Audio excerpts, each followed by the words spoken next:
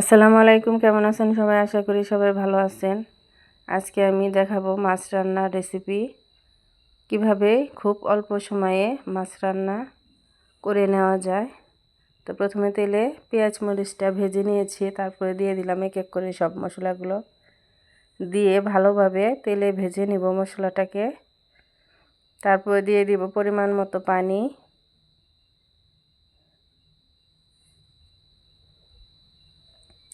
মশলাটাকে কষানোর জন্য এখন দিয়ে দিলাম মাছ, দিয়ে দেব ঢাকা। মাছটা অর্ধেক কষানো হয়েছে, এখন দিয়ে দেব আলু বেগুন। ভালোভাবে উল্টিয়ে পাল্টিয়ে নিব।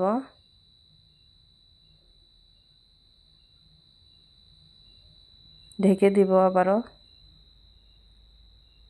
উল্টিয়ে পাল্টিয়ে নিলাম।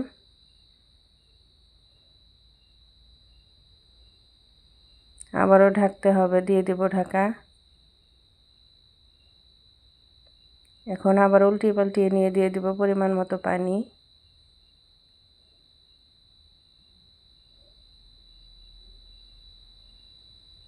এই তো হয়ে গেছে আমার খুব সহজে মাছ রান্নার রেসিপি। আপনারা চাইলে এভাবে শর্টকাট সময়ে রান্না করে খেয়ে দেখতে পারেন।